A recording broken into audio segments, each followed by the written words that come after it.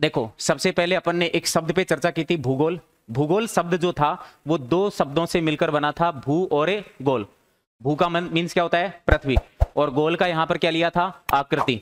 क्या इससे भूगोल की परिभाषा तय हो पाई थी क्या, नहीं। हमने मूल शब्द की ओर इंडिकेट किया। मूल शब्द क्या था, जियो और ग्राफो। जियो का मतलब क्या होता है, पृथ्वी। ग्राफो का मतलब क्या होता है, वर्णन। यानी ऐसा विषय जिसमें पृथ्वी का वर्णन किया जाए उसे क्या कहा जाता है, भूगोल।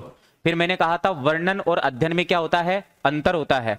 वर्णन में पृथ्वी की कंप्लीट स्टडी की जाती है, चाहे इंटरनल पार्ट हो, चाहे आउटरनल पार्ट हो, चाहे इसके सराउंडिंग का पार्ट हो, चाहे आपके मानव से जुड़े हुए संसाधन हो, यानी सभी पहलुओं का क्या किया जाता है, अध्ययन किया जाता है। उसे अपन क्या कहते हैं, वर्णन कहते हैं। और वर्णन जिस सब्जेक्ट में किया जा रहा है वह क्या है, भूगोल है। कौन सा है, भूगोल है।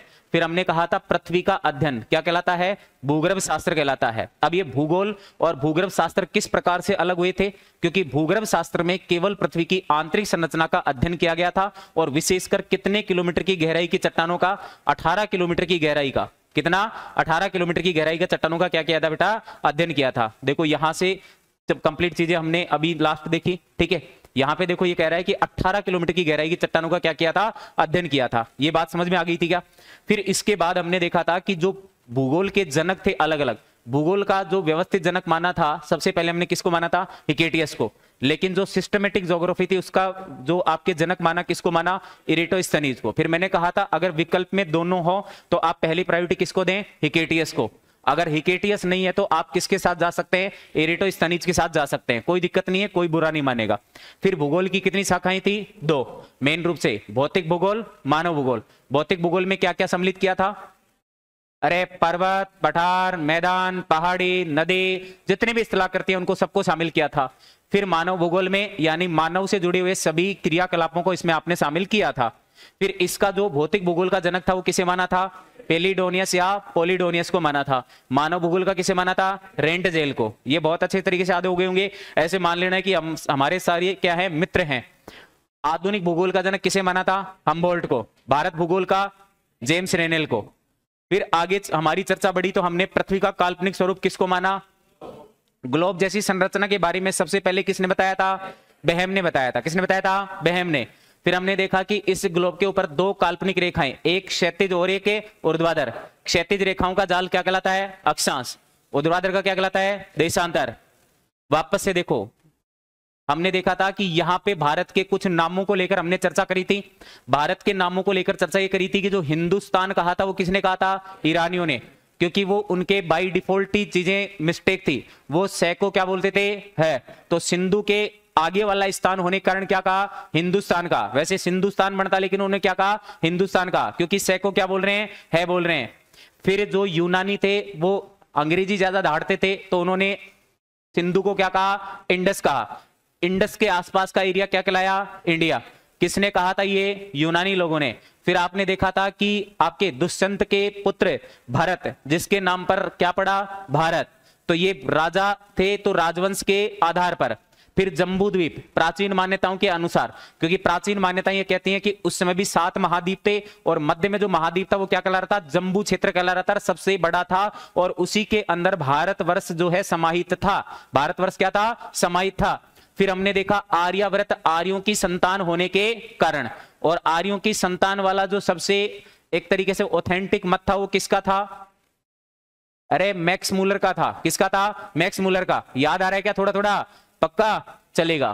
फिर देखो भारतीय संविधान के अनुच्छेद 1 के भाग 1 में क्या नाम दिए गए हैं, भारत और इंडिया। भारत और इंडिया, तो संवैधानिक आधार पर कितने नाम हैं, 2, भारत और इंडिया। बाकी फिर अलग अलग मतों के अनुसार अलग अलग नाम है दिखाई देते हैं। फिर हमने भारत की स्थिति के बारे में थोड़ा सा चर्चा किया था कि भाई सापेक्ष, निरपेक्ष, सापेक्ष में सूर्य और दिशा, निरपेक्ष में अक्षांशीय और देशांतरीय, और विस्तार में क्षेत्रफल, आकृति और सीमाओं की चर्चा करेंगे। अभी करेंगे, ध्यान रखना, ये केवल मैंने कल बताया था हल्का सा, ठीक है। फिर हमने देखा था कि ये गोलार्ध का क्या कंसेप्ट था। हमने देखा था कि पृथ्वी के मध्य भाग से कौन सी रेखा, भूमध्य रेखा। भूमध्य रेखा ने पूरे ग्लोब को कितने भागों में बांटा, 2 में। उत्तर के साइड वाला उत्तरी गोलार्ध, दक्षिण वाला दक्षिणी गोलार्ध।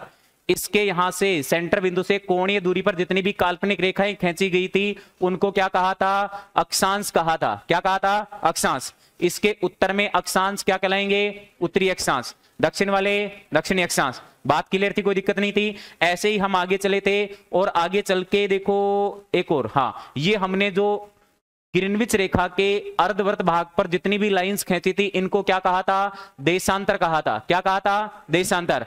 पूर्व वाले साइड में पूर्वी देशांतर, पश्चिम वाले में पश्चिमी देशांतर। अब उससे आगे, ठीक है, चलना पॉइंट बनाकर आपको लिखना है भारत की स्थिति।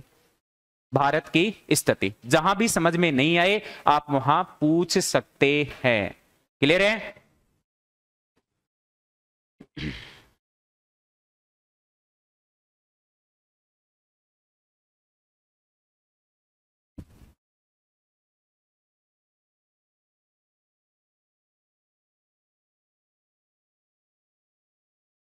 हाँ जी, ध्यान देना थोड़ा सा।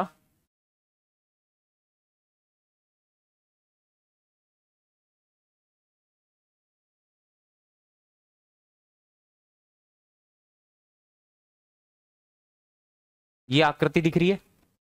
पक्की बात है, सबको दिख रही है ना? कॉपी बंद कर दो, नहीं कुछ नहीं दिखेगा। कॉपी बंद कर दो और लिखना, ये सब मोह माया त्याग दो इसको। लिखने से याद होता है क्या? भूलता है आदमी लिखने से, क्योंकि लिखने से आप ये हो जाते हो आश्वस्त, आप कॉपी में आ गया, फिर देख लेंगे महीने 2 महीने बाद में क्या दिक्कत है। अपनी तो कॉपी है, ये कॉपी है, ये उजाड़ देगी, ध्यान रखना, बिगाड़ देगी, पूरा सिस्टम खराब कर देगी। ठीक है, इधर देखो, ये हमने कौन सी दिशा देखी थी? यहाँ पे उत्तर देखी थी क्या? ये कौन सी देखी थी? दक्षिण। ये कौन सी देखी थी? पूर्व। ये कौन सी देखी थी? पश्चिम। अब आपने एक चीज और पढ़ी थी अच्छे से कि इसके मध्य से जो लाइन जा रही थी उस लाइन को आपने क्या कहा था? 0 डिग्री भूमध्य रेखा। ये कहा था, कोई दिक्कत नहीं है, बिल्कुल बेसिक से चल रहे हैं। और ये मान के चलना कि पहली बार ही पढ़ रहे हैं, नए वालों ध्यान रखना, इनको तो पता है पहली बार ही पढ़ रहे हैं। ठीक है, भूमध्य रेखा। अब भूमध्य रेखा के उत्तर में जितने भी अक्षांश है सभी को क्या कहा था? उत्तरी अक्षांश। और दक्षिण वाले को दक्षिणी अक्षांश। अब एक बात ये कह रहा है कि भारत का जो अक्षांश विस्तार है ना, देखो यहां से विवेक से काम लेना, धैर्य के साथ काम लेना। ये कह रहा है कि भारत का अक्षांश विस्तार जो है 8 डिग्री 04 मिनट। अब दिक्कत ये नहीं होनी चाहिए, मैंने बताया था 1 डिग्री में कितने मिनट होते हैं? 60 मिनट। और 1 मिनट की वैल्यू कितनी है? 60 सेकंड है। तो डिग्री डिग्री से छोटी मिनट, मिनट से छोटी सेकंड, फिर माइक्रो सेकंड तो अपने आएगा ही नहीं। अब इसमें थोड़ा ध्यान ये रखना है कि जैसे 8 डिग्री, डिग्री का सिंबल याद है, मिनट का सिंबल आपको सिंगल ध्यान रखना है। अगर यहां पर 11 सेकंड होते तो सेकंड का सिंबल क्या रहेगा? डबल रहेगा। ये बात अंतिम समय तक याद होनी चाहिए। बात क्लियर है? तो यहां पे इसने कहा कि भारत का जो अक्षांश विस्तार है वो 8 डिग्री 04 मिनट, उत्तरी अक्षांश से 37 डिग्री 06 मिनट उत्तरी अक्षांश के मध्य दिखाई देता है। बात क्लियर है? अब मुझे कोई भी एक सिंपली खड़ा नहीं करूं, क्योंकि मुझे पता है मर्जी से तो कोई खड़ा होता ही नहीं है। अपनी क्लास में ऐसा बिल्कुल भी मत सोचना कि सर बेइज्जती हो रही, कि नहीं, ऐसी कोई दिक्कत नहीं है, क्योंकि इज्जत ही कहां है, अभी नौकर लगेगी तब इज्जत बनेगी। ठीक है, चलना। अब देखो मैं किसी को एक को खड़ा करता हूं, लेडीज फर्स्ट। हाँ, आप खड़े हो जाओ। हाँ, मुझे एक बात बताना कि ये जो भारत का अक्षांश विस्तार आपको दिखाई दे रहा है, पक्का? अब मुझे बताइए भारत भूमध्य रेखा के कौन से दिशा में पड़ना चाहिए इस कंडीशन के अकॉर्डिंग? जो नीचे बैठे हैं वो मत बोलना, क्योंकि बीच में बोलना 20 सवाल आउट ऑफ सिलेबस पूछे जा सकते हैं, कि जिससे पूछा जाता है वो तो बताता नहीं है। उत्तर दिशा में मेरे तो सिस्टम में सपोर्ट नहीं हुई ये बात, आप बताइए।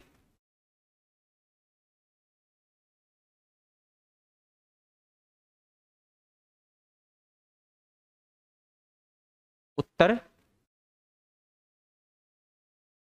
दक्षिण,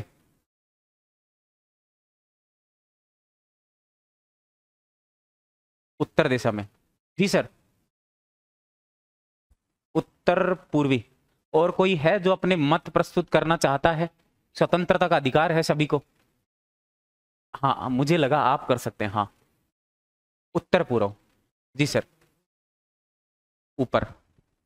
देखो, जिन्होंने बताया उत्तर उनका सही है, बाकी इसके अलावा जो भी दिशा आपने दी है वो गलत है, ध्यान रखना। देखो सिंपली ध्यान देना, मैंने क्या कहा है कि इनके अकॉर्डिंग। अब सुनना, देखो जैसे ये 0 डिग्री है, ध्यान से सुनना इस बात को, ये 0 डिग्री है, यहां से आप चलते चलते यहां पे पहुंचते पहुंचते ये 8 डिग्री आ गया। बात क्लियर है? मतलब लगभग 8 डिग्री मान लिया मैंने, 4 मिनट को थोड़ी देर के लिए हटा दिया, लगभग 8 डिग्री एक ही बात है। मैंने कहा ये 37 डिग्री तक, यहां तक है मान लीजिए, ये 37 डिग्री हो गया, ठीक है।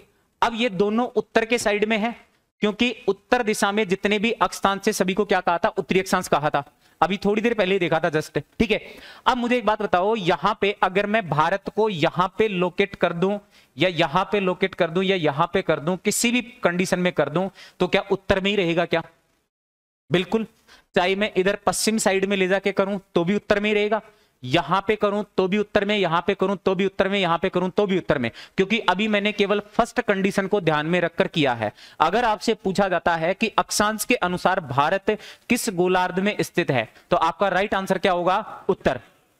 पूरा नहीं लगाना है, क्योंकि हो सकता है यहां पे भी तो लगा सकता है ना वो, यहां पे लगाने से कौन सा गलत हो जाएगा, क्योंकि यहां पे भी 8 डिग्री है, इधर भी 8 डिग्री है, और यहां पे भी 37 डिग्री है।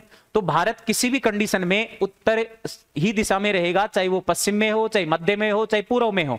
यानी आपको सिंपली क्या बताना है कि अक्षांश के अनुसार भारत भूमध्य रेखा के उत्तर में उत्तरी गोलार्ध में स्थित है। बताओ पहली बात समझ में आ जाएगी क्या? किसी भाई बहन को कोई दिक्कत? अभी वो पूरा वाला कीड़ा में निकाल दूंगा, टेंशन मत लेना आप, ठीक है। चलना सेकंड कंडीशन सुनना, देखो यहां से सेकंड कंडीशन क्या कहता है कि ये दूसरा डायग्राम, ठीक है, इसके यहां से बिल्कुल मध्य भाग से एक रेखा जिसका नाम है 0 डिग्री देशांतर, और इसका नाम था ग्रीनविच रेखा। कल ही देखा था आपने, लंदन के ग्रीनविच शहर से गुजर रही थी, इसलिए इसका नाम क्या रखा? ग्रीनविच रेखा। बात क्लियर है? अब आपने यहां पे देखा ये बिल्कुल बीच में है, और भारत का अक्षांश विस्तार ये बता रहा है कि भारत का अक्षांश विस्तार 68 डिग्री 07 मिनट पूर्वी देशांतर से 97 डिग्री 25 मिनट पूर्वी देशांतर के मध्य है।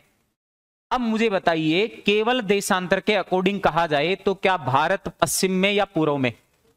पूर्व में। ये बात क्लियर है, सबको पता है। अगर आपसे पूछ लिया जाता है कि देशांतर के अनुसार भारत की स्थिति ग्रीनविच रेखा के पूर्व में या पश्चिम में? पूर्व में। अब यदि मैं भारत को यहां पे लगा दूं तो भी कोई दिक्कत नहीं है, यहां पे लगा दूं तो भी कोई दिक्कत नहीं है, यहां पे लगा दूं तो भी कोई दिक्कत नहीं है, क्योंकि यहां पे मैंने ये जो मानक माना है ना, यहां पे ये 68 डिग्री का है, और ये कितने का है? 97 का। तो यहां से मैं इस कंडीशन में इधर आगे पीछे तो कर सकता, सॉरी इधर आगे पीछे नहीं कर सकता, ऊपर नीचे इसको कर सकता हूं थोड़ा बहुत, क्योंकि ये 68 डिग्री वाला पॉइंट है ना, यहां पे भी वही है और यहां पे भी वही है। 97 वाला पॉइंट यहां पे भी वही है, तो यहां पे भी वही है। यानी इसको ऊपर नीचे किया जा सकता है, लेकिन इस साइड नहीं ले जाया जा सकता, यानी पश्चिम दिशा में नहीं ले जाया जा सकता, उत्तर दक्षिण में नीचे ऊपर किया जा सकता है। तो यहां पे रहेगा तो भी पूर्व ही रहेगा, यहां पे रहेगा तो भी पूर्व ही रहेगा। ध्यान रखना, किसके अकॉर्डिंग? देशांतर के अकॉर्डिंग। तो अगर आपसे पूछा जाता है कि देशांतर के अनुसार भारत किस गोलार्ध में पड़ता है? पूर्वी गोलार्ध में। ग्रीनविच रेखा के कौन से दिशा में है? पूर्व में है। कौन से में है? पूर्व में। बात क्लियर है? कोई दिक्कत नहीं है? पक्की बात है ना? अरे कोई समस्या तो नहीं है ना? हाँ ना बोल दिया करो। आउट गोइंग इनकमिंग दोनों ही बंद है क्या? करना पड़ेगा आपका रिचार्ज, है ना? ठीक है, चलो कोई नहीं, कर देंगे। ठीक है, अब यहां से ये दो चीजें आपको बेसिक समझ में आ गई होंगी। अब वो कह रहा है कि भारत जो है वो ग्लोब या विश्व के कौन से दिशा में है? अब आप कह सकते हो उत्तर पूर्व। क्यों? क्योंकि थर्ड कंडीशन पे लेके चलता है मास्टर आपको यहां से थर्ड कंडीशन पे। देखो थर्ड कंडीशन क्या है कि ये है थर्ड कंडीशन। जैसे यहां पे देखो, अब ये 0 डिग्री भूमध्य रेखा है, ये आपके 0 डिग्री ग्रीनविच रेखा है। अब दोनों को एक साथ आपने रखा, आप ये कह रहे हो कि भूमध्य रेखा के उत्तर में, मतलब यहां पे मैं भारत को मान लेता हूं, एक कंडीशन में यहां पे और एक कंडीशन में यहां पे। तो क्या दोनों कंडीशन में भारत भूमध्य रेखा के उत्तर में आ रहा है क्या? हाँ आ रहा है ना। अरे सर आ रहा है, यहां पे भी तो उत्तर ही है, यहां पे भी उत्तर ही है, तो ये दोनों कंडीशन में सही हो रहा है। फिर उसने कहा कि ग्रीनविच रेखा के पूर्व में, ग्रीनविच रेखा के पूर्व में। अब पूर्व में मैं यहां भी लगा सकता हूं और यहां भी। अब मुझे बताइए, मेरे सामने 3 कंडीशन है, अब दोनों के अकॉर्डिंग आप देखना, क्या ये भूमध्य रेखा के उत्तर में है क्या? नहीं है, तो ये स्टेटमेंट गलत। क्या ये ग्रीनविच रेखा के पूर्व में है क्या? नहीं है, ये स्टेटमेंट क्या है? गलत। अब यहां से देखो आप इसको, ये भूमध्य रेखा के उत्तर में है क्या? हाँ साहब। ग्रीनविच रेखा के पूर्व में है क्या? हाँ साहब। तो यहां पे अब देखो दोनों कंडीशन के अकॉर्डिंग क्या ये कंडीशन सही बैठ गई क्या? सिंपली भारत आराम से जो है ग्लोब या विश्व के उत्तर पूर्व में स्थित हो जाएगा, मना नहीं करेगा। ये बात समझ में आ जाएगी क्या?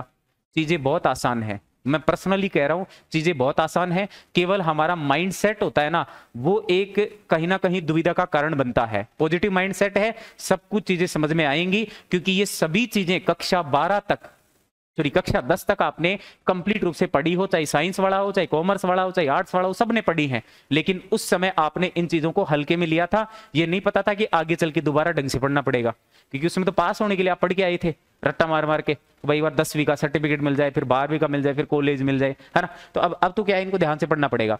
तो ये आपको बेसिक पता होना चाहिए कि भारत जो है संयुक्त रूप से देखा जाए तो ग्लोब या विश्व के कौन से दिशा में है? उत्तर पूर्व में। बात क्लियर है, कोई दिक्कत नहीं, पक्की बात है। तो इन सभी स्टेटमेंट को लिखा जाए। पहला स्टेटमेंट लिखना, पहला स्टेटमेंट लिखना मुझे,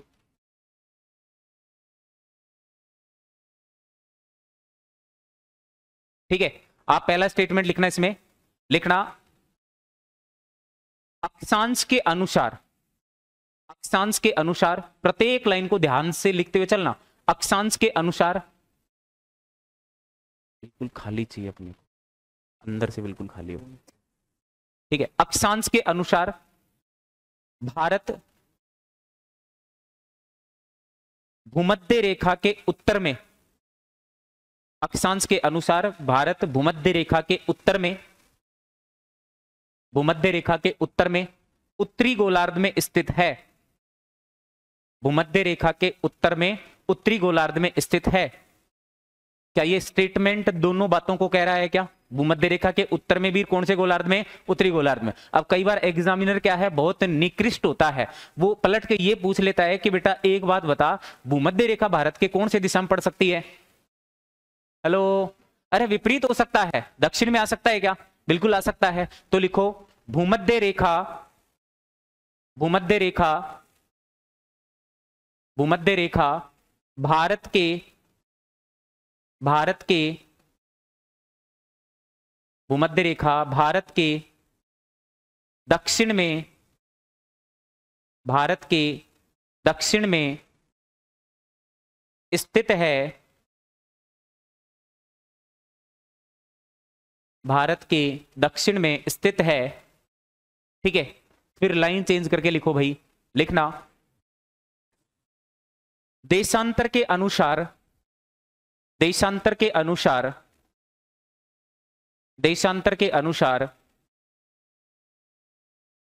भारत, भारत ग्रीनविच रेखा के पूर्व में, ग्रीनविच रेखा के पूर्व में, ग्रीनविच रेखा के पूर्व में पूर्वी गोलार्ध में, ग्रीनविच रेखा के पूर्व में पूर्वी गोलार्ध में स्थित है, पूर्वी गोलार्ध में स्थित है। फिर लिखना ग्रीनविच रेखा, ग्रीनविच रेखा,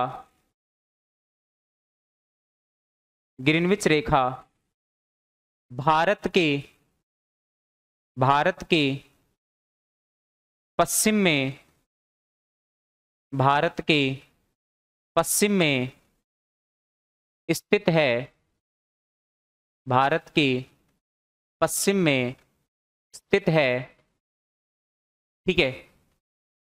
फिर लिखिएगा संयुक्त रूप से, संयुक्त रूप से, या ऑब्लिक करके लिखना, या करके।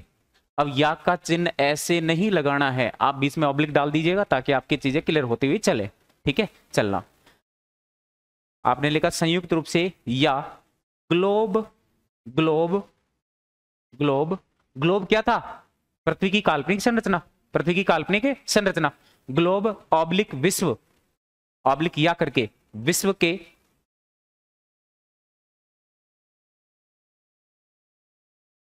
अंतर्गत भारत की स्थिति, अंतर्गत भारत की स्थिति,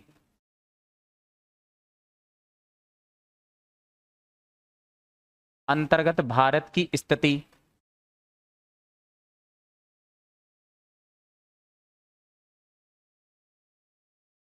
उत्तर पूर्व दिशा में,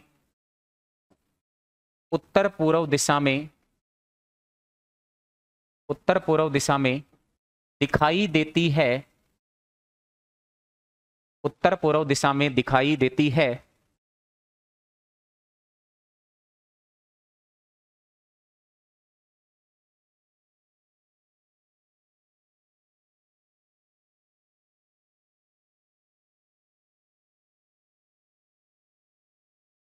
ये चित्र बना दीजिए, सभी बातों को बड़े प्रेम से ये चित्र समझा देगा और परीक्षा आने पे तो बड़े जल्दी समझाएगा, है ना।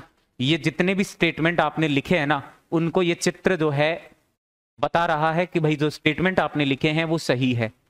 मैं आपको क्रॉस चेक भी करवा दूंगा एक बारी, क्या ये जो मैंने सारे स्टेटमेंट दिए हैं क्या ये सही है क्या। इस चित्र को ऐसे कैसे बना लीजिए। अब आप में से ऐसे कितने भाई बहन हैं जो भारत का मानचित्र खरीद के लाए हैं। मैंने कहा था ना 50% रिजल्ट आएगा। मैं आपको नहीं जानता था ना, लेकिन मैं आपकी आदतों को अच्छे से जानता हूं, क्योंकि मैंने 9 साल में आपको पढ़ा है। भाई आपने मुझसे पढ़ा है, लेकिन मैंने आपको भी पढ़ा है साथ साथ। मैं फिर कह रहा हूं, अगर आप इन डेली की जो बेसिस की आदतें हैं उनमें सुधार कर लोगे तो बहुत कुछ अच्छा कर सकते हो। हमारे साथ समस्या क्या है कि हमसे एक दिन में सुधरा नहीं जाता, क्योंकि हम बिगड़े हुए इतने हैं। बिगड़े हुए का मतलब ये नहीं कि आप बिल्कुल बेकार इंसान है, आप इंसान बिल्कुल परफेक्ट है ऊपर से नीचे तक, लेकिन आपकी थोड़ी आदतें हैं जो आपको बुरा बना रही हैं अभी। ठीक है, केवल रोजाना 1% सुधार की आवश्यकता है। अगर रोजाना 1% अच्छा बन जाओगे तो आप मैथमेटिक्स के हिसाब से निकाल लेना कितने दिन में 100% अच्छे हो जाओगे, निकाल लेना अपने हिसाब से। ठीक है,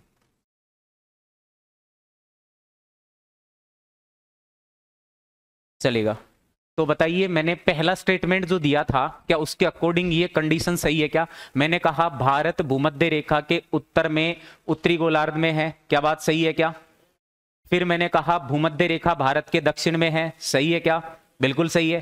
फिर मैंने कहा देशांतर के अनुसार भारत जो है ग्रीनविच रेखा के पूर्व में पूर्वी गोलार्ध में है, बात सही है क्या, बिल्कुल है। ग्रीनविच रेखा भारत के पश्चिम में है, क्या बात सही है क्या, बिल्कुल सही है। फिर मैंने कहा कि संयुक्त रूप से भारत उत्तरी पूर्वी गोलार्ध में स्थित है, सही बात है क्या। यही पूरा ग्लोब है और यही पूरा विश्व का काल्पनिक स्वरूप है। बात क्लियर आ जाएगी समझ में, कोई दिक्कत नहीं है, पक्की बात है ना। चलना, अब हमारी सेकंड कंडीशन आती है कि हमारा जो भारत है वो एशिया के संदर्भ में देखा जाए तो लगभग कौन से दिशा में पड़ता है। तो हमें इतने अच्छे पद से पता है कि भारत लगभग दक्षिणी एशिया का भाग है। किसका भाग है, दक्षिणी एशिया का। तो पॉइंट बनाकर लिखिएगा, लिखना भारत, भारत, भारत एशिया के, भारत एशिया के, एशिया के लगभग, लगभग दक्षिणी भाग में, लगभग दक्षिणी भाग में अवस्थित है, लगभग दक्षिणी भाग में अवस्थित है।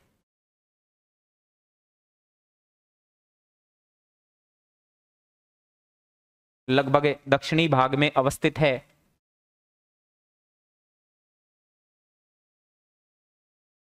ऐसे एशिया के आप 4 पार्ट बना सकते हैं, मोटे मोटे 4 पार्टों में अगर आप देखोगे तो ये दिशा कौन सी है भाई, पश्चिम है।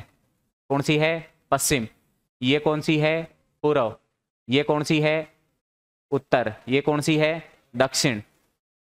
अब एक चीज और हमें पता होनी चाहिए अच्छे तरीके से, आपको विदित होना चाहिए बहुत शानदार तरीके से कि यहां पे एक महाद्वीप पड़ता है जिसका नाम है अफ्रीका। क्या नाम है, अफ्रीका। अफ्रीका जो है एक तरीके से पिछड़ा हुआ महाद्वीप है।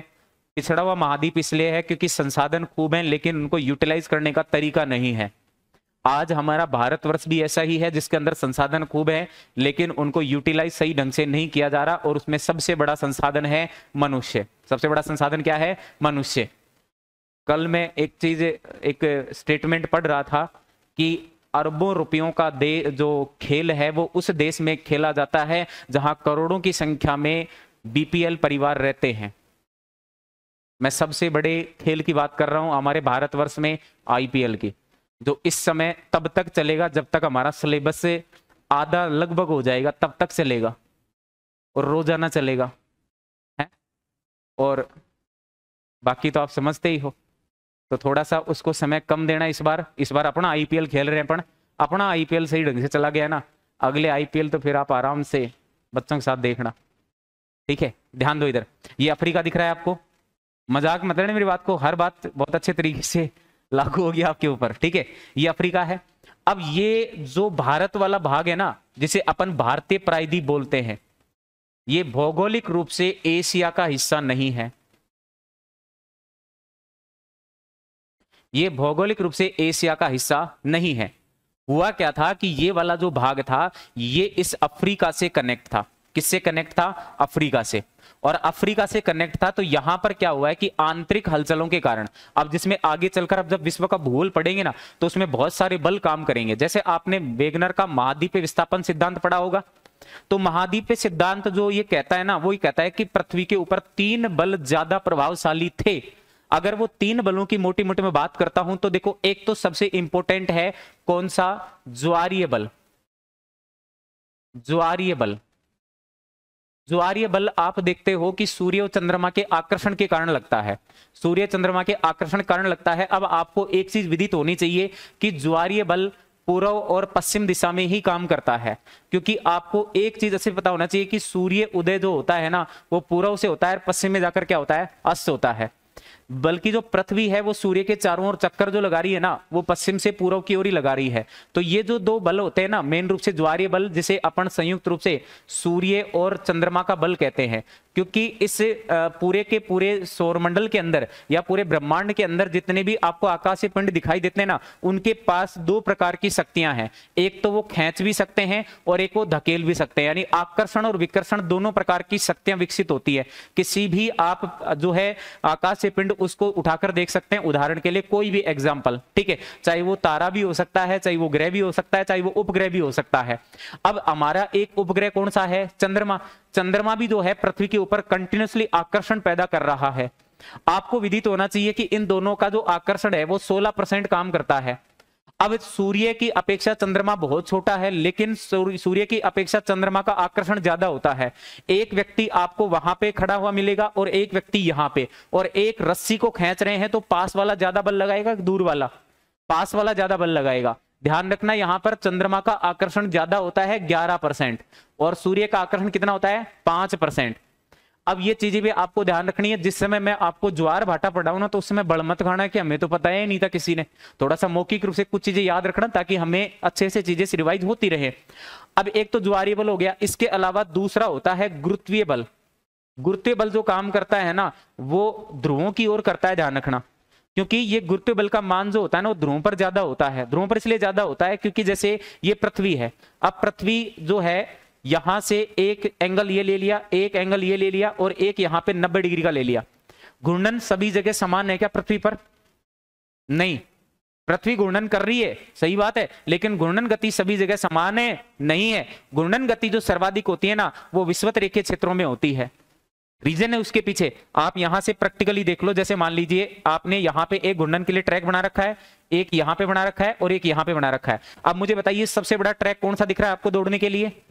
भूमध्य रेखा वाला। अब ये दोनों, जैसे मान लो इसकी दूरी अपन 30 किलोमीटर मान लेते हैं, इसकी 20 और इसकी 10, 3 धावक आपने पकड़ लिए। जो एक धावक जो है वो 24 घंटे में 30 किलोमीटर दौड़ेगा, एक धावक है 24 घंटे में 20 किलोमीटर दौड़ेगा, और एक धावक है जो 24 घंटे में 10 किलोमीटर दौड़ेगा। बताओ तेज किसे दौड़ना पड़ेगा? अरे 30 वाले को। सीधी सी बात है। तो तेज गति से जो घूर्णन होगा ना, वो यहां पर होगा, और यहां पे कौन सा क्षेत्र है? विषुवत रेखीय क्षेत्र। अब आपको पता है गुरुत्व बल जो है ना, वो खींचने का काम करता है, फेंकने का काम नहीं करता है, ध्यान रखना। अब जहां पे तेजी से घूर्णन हो रहा है, तो वहां पर चीजों को बाहर की तरफ धकेलने का काम होगा, और बाहर की तरफ जो बल लगता है उसे बोलते हैं अपकेंद्रीय बल।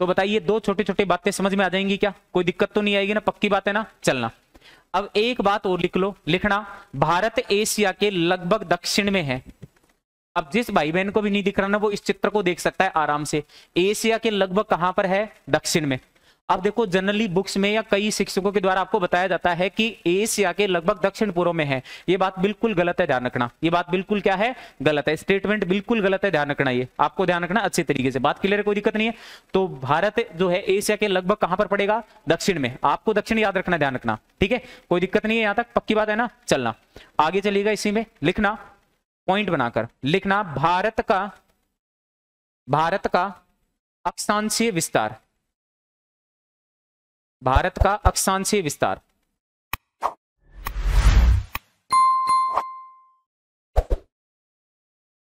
भारत का अक्षांशीय विस्तार,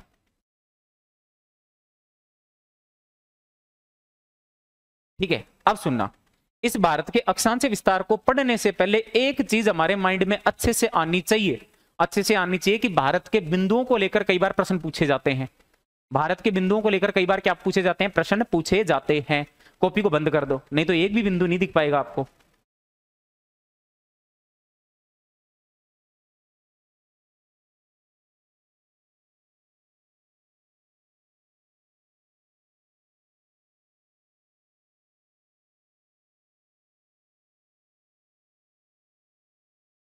चलना, ध्यान देना।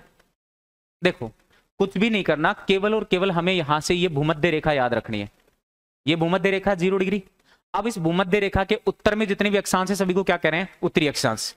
अब यहां से आप चलना स्टार्ट करो 1 बाई 1 1 बाई 1। यहां पे देखो एक पॉइंट आपको दिख रहा होगा छोटा सा, और इस वाले पॉइंट से एक लाइन खींच दो। ऐसे कैसे? ऐसे कैसे लाइन खींच दो, और एक लाइन यहां पे खींच दो, ठीक है? एक लाइन आपने यहां पे खींच दी। अब मुझे बताइए इन दोनों लाइनों में से इस लाइन को तो हम दे देते हैं 1 नंबर। क्या दे देते हैं? 1 नंबर। और इस लाइन को दे देते हैं 2 नंबर। अब मुझे बताइए भूमध्य रेखा के सबसे नजदीक कौन सी लाइन पड़ रही है? 1 नंबर लाइन पड़ रही है। और दूर कौन सी पड़ रही है? 2 नंबर। और मैं कह रहा हूं एक लाइन है ये 3 नंबर है, तो सबसे दूर कौन सी है? 3 नंबर। बात क्लियर है? कोई दिक्कत नहीं। अब भारत के पॉइंट भी कितने याद रखने हैं? 3। कितने? 3। अब 3 कैसे याद रखने हैं? हमें पता होना चाहिए अच्छे तरीके से। ये जो आपको जितना भी मानचित्र के अंदर दिख रहा है ना, ये वाला पार्ट जितना भी, ये सारा कंप्लीट पार्ट, ठीक है? ये कंप्लीट पार्ट जितना भी आपको दिख रहा है, ये भारत की मुख्य भूमि को रिप्रेजेंट करता है। किसको रिप्रेजेंट करता है? भारत की मुख्य भूमि को। बात क्लियर है? यानी ये सारा का सारा जो है किसको रिप्रेजेंट कर रहा है? भारत की मुख्य भूमि को। यहां से थोड़ा सा मैं कट कर देता हूं हल्का सा, ठीक है? ये सारा का सारा किसको रिप्रेजेंट कर रहा है? भारत की मुख्य भूमि को रिप्रेजेंट कर रहा है। बात क्लियर है? यानी ये सारा का सारा किसको रिप्रेजेंट कर रहा है? भारत की मुख्य भूमि को। ये मुख्य भूमि है और ये संपूर्ण भारत है। क्योंकि आगे चलकर हम पढ़ेंगे कि भारत के ही नहीं अपितु सभी देशों के सागरीय क्षेत्रों में क्षेत्राधिकार होते हैं। एक तय सीमा तक कोई भी यहां पर इन सागरीय क्षेत्रों में दादागिरी नहीं कर सकता। अगर करता है तो उस पर अंतरराष्ट्रीय संगठन जो है कार्रवाई कर सकते हैं। अब वो कौन सा संगठन होगा जो इनके ऊपर कार्रवाई करेगा, वो भी अपन देखेंगे। यहां पे इधर भी आपके भारत को अच्छे तरीके से याद है कि इधर भी भारत का एक द्वीप समूह पड़ता है और इस साइड भी एक द्वीप समूह पड़ता है। ये 2 द्वीप समूह पड़ते हैं। अब इनमें देखो ये वाला जो द्वीप समूह है ना, अंडमान निकोबार, ये थोड़ा नीचे पड़ रहा है। मतलब इतना है कि भारत का सुदूर दक्षिणतम बिंदु अलग होगा और भारत का दक्षिणतम बिंदु अलग होगा। एक तो कहा उसने क्या? दक्षिणतम बिंदु, और एक कहा क्या? सुदूर दक्षिणतम बिंदु। सुदूर का मतलब होता है सबसे दूर, सबसे दूर। अब मुझे बताइए भारत का कोई ऐसा क्षेत्र है क्या जो 1 नंबर पॉइंट से ज्यादा दूर पड़ रहा हो? नहीं है ना? पक्की बात है ना? चलना, अब इन सभी को मैं एक बार मिटा देता हूं और यहां से ध्यान से समझना है आपको चीजों को एक एक करके, ठीक है? अब यहां पे पहली चीज हमें यह अच्छे तरीके से पता होना चाहिए कि यह भारत का जो सबसे दक्षिणतम स्टेट है ना, इसको क्या कहा जाता है? इसे कहा जाता है सर तमिलनाडु। क्या कहा जाता है? तमिलनाडु। एग्जामिनर इतना पागल है क्या जो आपसे सबसे दक्षिणी राज्य पूछेगा? कोई भी बता के आ जाएगा, कोई बता के आ जाएगा, क्योंकि उसको पता है कि ये तो एक जनरल क्वेश्चन है। और मैं एक चीज फिर बता दूं, आज जो परीक्षा ली जाती है ना, वो अभ्यर्थी को फेल करवाने के लिए ली जाती है। क्योंकि जितनी ज्यादा संख्या में अभ्यर्थी फेल होते हैं ना, परीक्षा उतनी ही अच्छे तरीके से पास हो जाती है। मुझे बताइए किसी परीक्षा में फेल होने वालों की संख्या ज्यादा रहती है पास होने वालों की? तो फेल करवाने के लिए ली जा रही है ना परीक्षा। फिर पहले के टाइम में क्या होता था कि हम अभी भी पुराने पैटर्न पे चल रहे हैं। पहले होती थी भर्ती, अब होती है छंटनी। बता दो, हमारे पिताजी के टाइम में भर्ती होती थी, बोला आ जाओ यार किराया लिया और आ जाओ, क्या दिक्कत है, आपके पास नॉलेज है, कोई दिक्कत नहीं है, आप तो आ जाओ। तो उस टाइम क्या हो रही थी, भर्ती। अब होती है छंटनी। एक चाहिए, 1 लाख कैंडिडेट्स खड़े रहते हैं, यार मुझे भी ले लो। फिर वो देखते हैं इनमें से बढ़िया कौन सा है, परफेक्ट कौन सा है, काम अच्छा कौन सा कर सकता है। और आजकल प्राइवेट सेक्टर में भी यही हो गया है, उन्हीं लोगों के लिए जगह है जो अच्छा स्किल जानते हैं, अच्छा स्किल जानते हैं। वहां कोई ये नहीं कहेगा कि जाके कि मैंने 5 साल कोचिंग कर रखी, मेरे पास एक्सपीरियंस है। समझ रहे हो ना, कि यहाँ का नॉलेज काम नहीं आएगा, इसलिए मैं कह रहा हूँ कि यहाँ का नॉलेज यही काम आ जाए। समझ रहे हो मेरी बात को, चलना।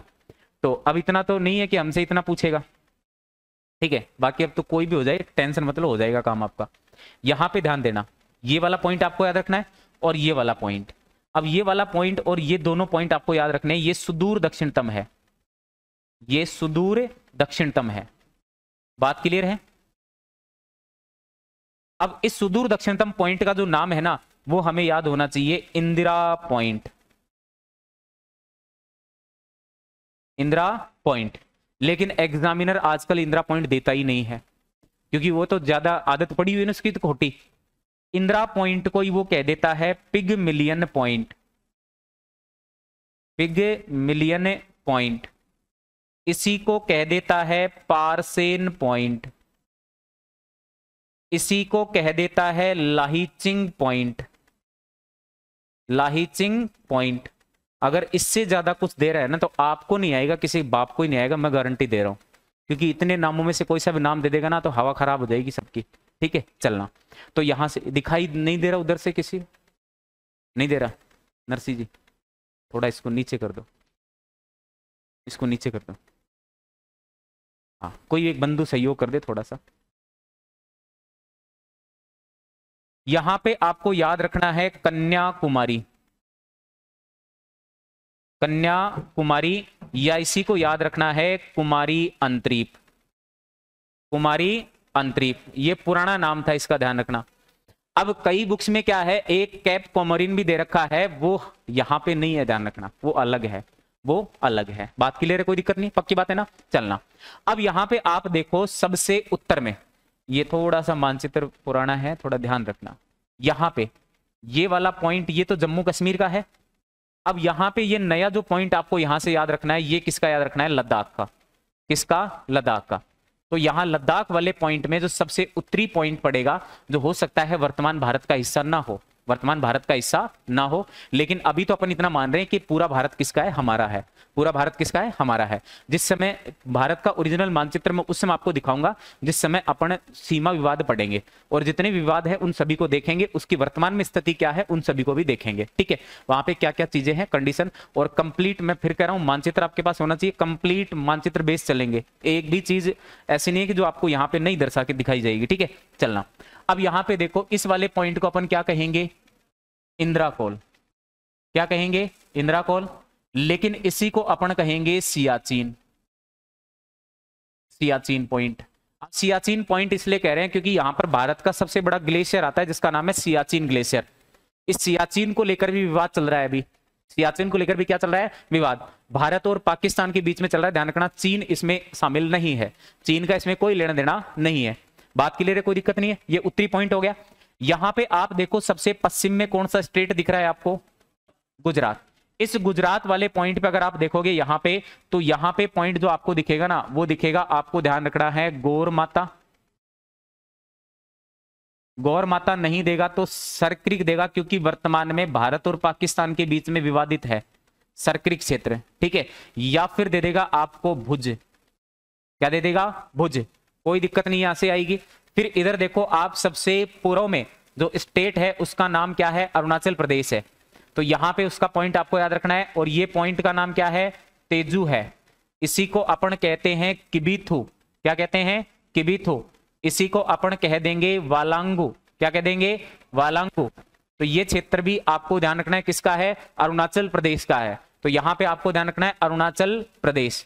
अब ये तो जनरल बात हो गई, अरुणाचल प्रदेश, ठीक है। अब कई बार जो है ना सेंटर वाले बिंदु के बारे में पूछ लिया जाता है। सेंटर वाला बिंदु कौन सा है भाई? आपको ध्यान रखना है, काफी चर्चित जगह है जबलपुर। जबलपुर कहां पर है? मध्य प्रदेश में है। तो ये सेंटर वाला बिंदु है। ये कौन सा बिंदु है? सेंटर वाला। अब वेरी इंपॉर्टेंट चीज ध्यान देना, अब हमसे इतनी चीजें तो पूछ सकता है कि भाई उत्तरी बिंदु कौन सा है, दक्षिणी कौन सा है, सुदूर दक्षिणतम कौन सा है, ये तो सब बातें ठीक है, लेकिन यहां से कई बार इनकी लोकेशन पूछी जाती है। अब लोकेशन को लेकर कोई दिमाग में गलत विचार नहीं आना चाहिए। इसकी लोकेशन क्या हो सकती है?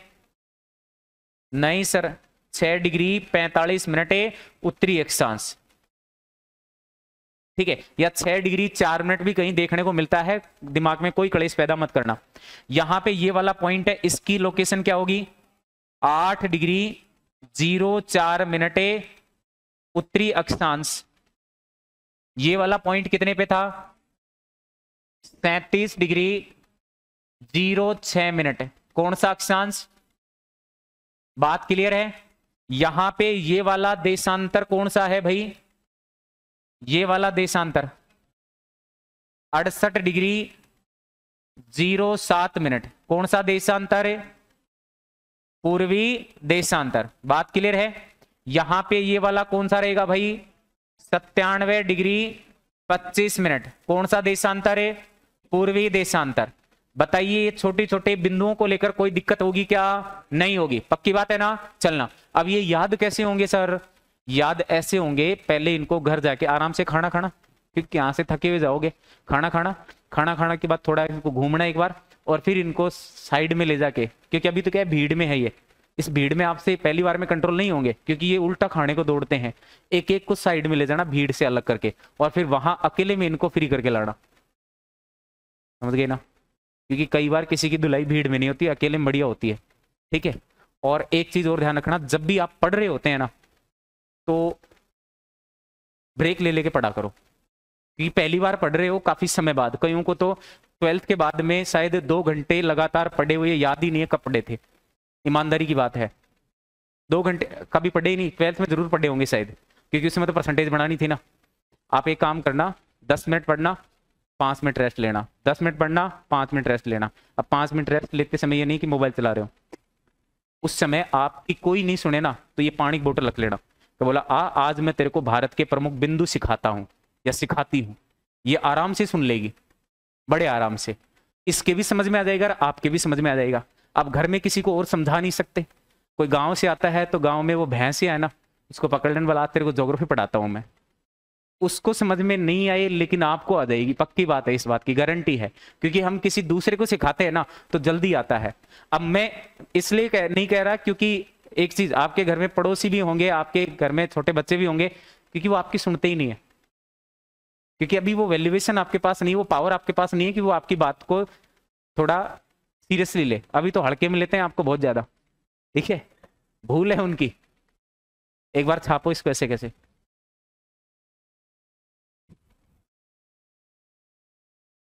कोई समस्या हो तो मुझे पूछ लेना, मैं यहीं पर हूं, ठीक है।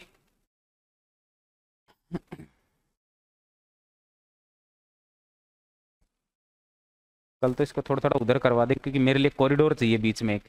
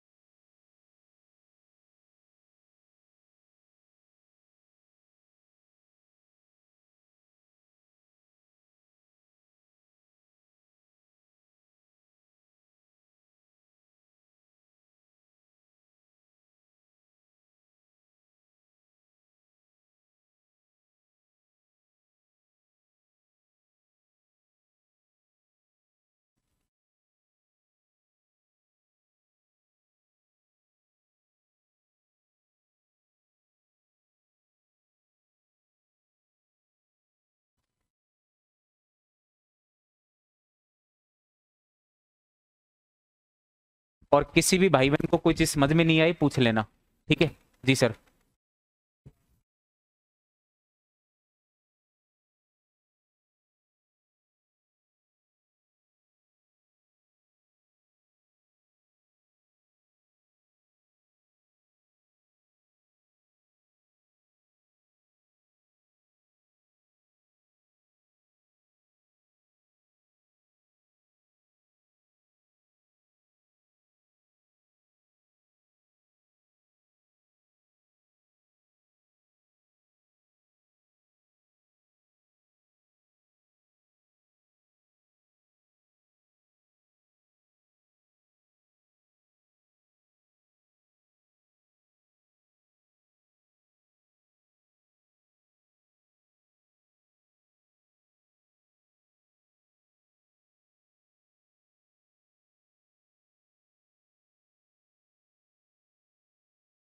एक ही जगह से आते हो दोनों, एक ही जगह।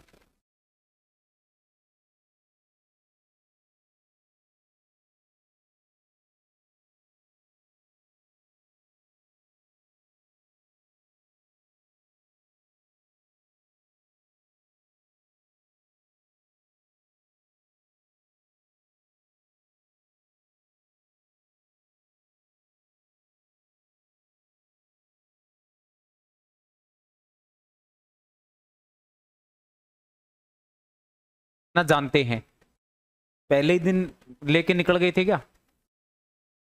नहीं, गिर के फिर उठे थे, किसी को बताया नहीं, इसलिए नहीं बताया क्योंकि फिर बेइज्जती से डर लग रहा था उस समय।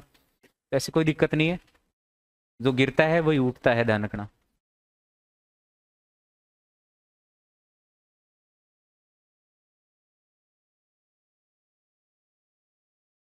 और मैं फिर कह रहा हूं, यहां पर बैठे हुए प्रत्येक व्यक्ति के अंदर वो क्षमता है जो भारतवर्ष के किसी भी 1 दिवसीय परीक्षा हो चाहे 5 दिवसीय परीक्षा हो, उन सभी परीक्षाओं को क्रैक करने की क्षमता रखता है। बात समझ में आ गई? ठीक है। अरे मुझे एक चीज बताना, हमने ये चीज अच्छे तरीके से पढ़ रखी है कि जीवन में जब इस धरती पे आए थे उससे पहले इतनी कड़ी परीक्षा से आप गुजर के आए थे। हमें इतना अच्छे तरीके से पता होता है कि जब बच्चा माँ के गर्भ में होता है ना, तो वो उल्टा लटका रहता है। अगर आपने उल्टे लटक के इतने महीने की तपस्या करके इस धरती पे आए हो, तो उससे बड़ी तो कोई परीक्षा शायद नहीं होगी मेरे हिसाब से। जब वो परीक्षा पास करके आ गए तो ये छोटी परीक्षाएं हैं सर, बहुत सिंपल परीक्षाएं हैं। तो सोचो जीवन में बहुत कुछ करने के लिए, और आपको भगवान ने इंसान बनाया है, पता नहीं 1000 बार सोचा होगा तब जाके इंसान बनाया होगा। कैसे गलती से ही ठीक है भाई इसका फॉर्म आ गया, ले करो ठीक है सबमिट करो इसको इंसान बना दो, नहीं। कुछ सोच समझ के, कुछ यूनिक देखा है आपके अंदर, तब जाके भगवान ने आपको ये स्वरूप दिया है। दोष मत दो किसी को, किसी को दोष देने की जरूरत नहीं है।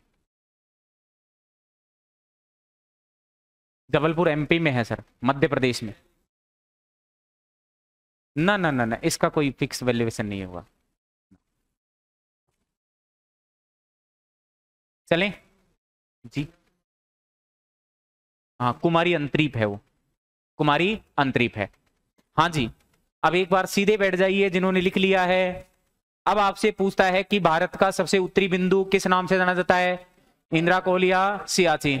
कहां पर पड़ता है? लद्दाख में पड़ता है। कहां पर पड़ता है? लद्दाख में। कितने डिग्री पर है? 37 डिग्री 06 मिनट उत्तरी अक्षांश पे। फिर भारत की मुख्य भूमि का दक्षिणतम बिंदु कौन सा है? कन्याकुमारी या कुमारी अंतरीप। कौन से राज्य में है? तमिलनाडु में। कितने डिग्री पर है? 8 डिग्री 04 मिनट उत्तरी अक्षांश पे। फिर सुदूर दक्षिणतम बिंदु का नाम क्या है? Indira point, Pygmalion point, Parsons point, लाइचिंग पॉइंट। कौन से क्षेत्र में पड़ रहा है? अंडमान एंड निकोबार, और निकोबार के भी ग्रेट निकोबार वाले पार्ट में। अभी द्वीपों को पढ़ेंगे तो अलग अलग खोल खोल के इनके एक एक पार्ट्स मैं आपको बता दूंगा, कौन कौन से पार्ट्स को किस किस नाम से जाना जाता है। टोटल द्वीपों का विवरण गिनेंगे, कितने कितने द्वीप वर्तमान में अस्तित्व में है, कहाँ जनसंख्या कितनी पाई जा रही है, सभी चीजों की चर्चा करेंगे। ठीक है। फिर इसके 4 पॉइंट हमने देख लिए, इसकी लोकेशन हमने देख ली। ऐसे ही पश्चिमी जो बिंदु है वो कौन सा है? गौर माता सरक्रेक भुज। कहां पर है? गुजरात में है। कितने डिग्री पर है? 68 डिग्री 07 मिनट पूर्वी देशांतर पर। फिर हमने देखा पूर्वी बिंदु का नाम क्या था, तेजू, किबिथु या वालांगो। कौन से स्टेट में पड़ रहा है, अरुणाचल प्रदेश में। कितने डिग्री पर है, 97 डिग्री 25 मिनट पूर्वी देशांतर पर। बात क्लियर है, कोई दिक्कत नहीं है। फिर हमने देखा कि जो भारत का सेंटर वाला बिंदु है उसका नाम क्या है, जबलपुर मध्य प्रदेश है। कौन सा है, जबलपुर मध्य प्रदेश। बात क्लियर है क्या। अब सबसे पहले लिखना भारत की अक्षांशीय स्थिति, भारत की अक्षांशीय स्थिति।